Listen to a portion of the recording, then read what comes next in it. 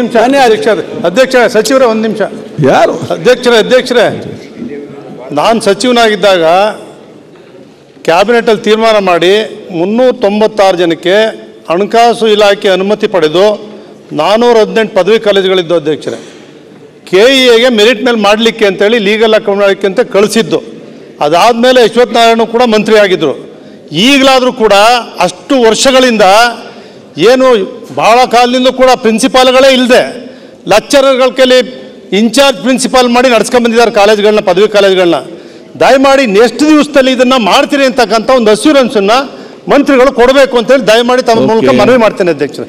ನಿರ್ದಿಷ್ಟವಾಗಿ ಹೇಳಿ. ಮಾನ್ಯ ಅಧ್ಯಕ್ಷರೇ, ಈಗ ಗೌರವಾನ್ವಿತ ಯತ್ನಾಳ್ ಸಾಹೇಬರು ಪ್ರಶ್ನೆ ಒಂದು ಭಾಳ ಏನೋ ಭಾಳ ಬಹು ಮುಖ್ಯವಾಗಿರ್ತಕ್ಕಂಥದ್ದು. ಆದರೆ ಬೇರೆ ಬೇರೆದು ಅವರು ಮನಸ್ಸಲ್ಲಿರುವಂಥದ್ದು ಹೇಳಬೇಕು ಅಂತ ಹೇಳಿದ್ದಾರೆ. ಬಹುಶಃ ಅವ್ರು ಬೇರೆ ಸಂದರ್ಭದಲ್ಲಿ ಅದ್ರ ಬಗ್ಗೆ ಇದಕ್ಕೆ ಸಂಬಂಧಪಟ್ಟಂತೆ ಅವ್ರು ಹೇಳ್ತಾ ಇರ್ತಕ್ಕಂಥದ್ದು ಈ ಡೆಪ್ಯುಟೇಷನ್ ವಿಚಾರದಲ್ಲಿ ಹಿಂದೆ ಕೂಡ ಸರ್ಕಾರದಲ್ಲಿ ಮಾಡಿದ್ರು.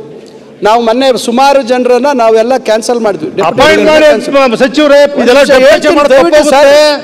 ಡೆಪ್ಯುಟೇಷನ್ ತಪ್ಪಬೇಕು ಅಂದ್ರೆ ಅಪಾಯಿಂಟ್ ಮಾಡಬೇಕು, ಮಾಡಿ ಉತ್ತರ ಕೊಡ್ಲಿ, ಉತ್ತರ ಬರಲಿ. ಈಗ 1242 ಜನ ಸಹಾಯಕ ಪ್ರಾಧ್ಯಾಪಕರದ್ದು ನೇಮಕಾತಿ ಪ್ರಕ್ರಿಯೆ ಎಲ್ಲ ತಮಗೂ ಗೊತ್ತಿದೆ.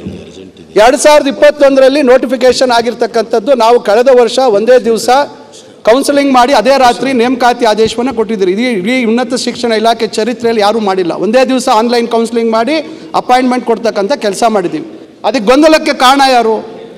ಹಿಂದಿನ ಸರ್ಕಾರದಲ್ಲಿ ಹೈದರಾಬಾದ್ ಕರ್ನಾಟಕಕ್ಕೆ ಸಂಬಂಧಪಟ್ಟಂಥ ವಿಚಾರದಲ್ಲಿ ಅವರು ಹೊರಡಿಸಿದಂಥ ನೋಟಿಫಿಕೇಶನ್ನು ಫೈನಲ್ ಡ್ರಾಫ್ಟ್ ಮೆರಿಟ್ ಲಿಸ್ಟ್ ಆದ ಮೇಲೆ ಹೊರಡಿಸಿದಂಥ ವಿಚಾರದಲ್ಲಿ ಇವತ್ತು ಎಲ್ಲಿ KIT ಇರ್ಬೋದು, ಹೈಕೋರ್ಟ್ ಇರ್ಬೋದು, ಇವೆಲ್ಲ ಸಮಸ್ಯೆ ಉದ್ಭವ ಆಯಿತು. ಇವೆಲ್ಲದರ ನಡುವೆ ನಾವು ಭಾಳ ಪ್ರಾಮಾಣಿಕವಾಗಿ ಅದನ್ನೆಲ್ಲ ಪರಿಹರಿಸಿ ನಾವು ಇನ್ನೂ ಹೈದರಾಬಾದ್ ಕರ್ನಾಟಕದ ನೇಮಕಾತಿ ಆಗದೇ ಇರತಕ್ಕಂಥ ಸಹಾಯಕ ಪ್ರಾಧ್ಯಾಪಕರದ್ದು ಇನ್ನೂ ಕೋರ್ಟಲ್ಲಿ ಪೆಂಡಿಂಗ್ ಇದೆ. ಅದನ್ನು ಹೊರತುಪಡಿಸಿ ಉಳಿದಂಥವ್ರಿಗೆ ನೇಮಕಾತಿ ಮಾಡೋಂಥ ಕೆಲಸ ಮಾಡಿದ್ದೀವಿ. ಏನೇನು ಗೊಂದಲಗಳು ಸೃಷ್ಟಿಯಾಗಿತ್ತು ಹಿಂದೆ ಅವನ್ನೆಲ್ಲ ನಿವಾರಿಸಿಕೊಂಡು ಇವತ್ತು ನಾವು ಒಂದು ಹಂತಕ್ಕೆ ತಂದಿದ್ದೀವಿ. ಸನ್ಮಾನ್ಯ GT ದೇವೇಗೌಡರು ಹಿರಿಯರು ಹೇಳಿದ್ದಾರೆ, ನಾವೀಗ ಇದೊಂದೇ ನಮಗೆ ಸಮಸ್ಯೆ ಇರ್ತಕ್ಕಂಥದ್ದು ಕೆನೆ ಪದರದ್ದು. ಆ ಕೆನೆ ಪದರದನ್ನು ನಾವು ಆದಷ್ಟು ತ್ವರಿತವಾಗಿ ಮಾಡ್ತೀವಿ. ಇನ್ನೆಲ್ಲ ರೆಡಿ ಇದೆ ನಮ್ಮ ಹತ್ರ, ಪ್ರತಿಯೊಂದು ನಮ್ಮ ಹತ್ರ ಇದೆ. ಅದು ಆಗ್ತ ಕೂಡಲೇ ಅವ್ರ ಹತ್ರ ಸಿಂಧುತ್ವ ತಗೊಂಡು ನಾವು ನೇಮಕಾತಿಯನ್ನು ಮಾಡ್ತಕ್ಕಂಥದ್ದಕ್ಕೆ ನಾವು ಬದ್ಧವಾಗಿದ್ದೀವಿ. ನೀವೇನು ಕಳಕಳಿಯನ್ನು ವ್ಯಕ್ತಪಡಿಸಿದ್ವಿ ಖಂಡಿತ ಅದು ಒಪ್ತೀನಿ. ಅಷ್ಟೇ ಕಳಕಳಿ ನಮ್ಮ ಸರ್ಕಾರದಿದೆ. ಅದನ್ನು ಮಾಡ್ತಕ್ಕಂಥ ಬದ್ಧತೆ ಮತ್ತು ಅದರ ಪ್ರಾಮಾಣಿಕವಾಗಿ ಸಮಸ್ಯೆಗಳನ್ನು ನಿವಾರಣೆ ಮಾಡಿ ಖಂಡಿತ ಮಾಡ್ತೀವಿ.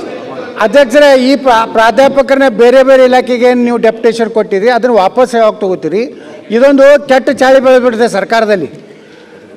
ಪೊಲೀಸ್ ಇನ್ಸ್ಪೆಕ್ಟರ್ಗಳನ್ನ ಸಬ್ ರಿಜಿಸ್ಟ್ರಿಗೆ ನೇಮಿಸೋದು, ಅಲ್ಲಿಂದ ಏನು ಪಶುವೈದ್ಯಕೀಯ ಡಾಕ್ಟರ್ಗಳನ್ನು ತಾಲೂಕಾ ಡೆವಲಪ್ಮೆಂಟ್ EO ಅಂತೇಳಿ ನೇಮಿಸೋದು.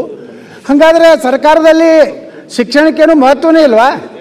ಏನು ಬೇಕಾದಂಗೆ ಮಾಡೋದು ನಡೀತದ?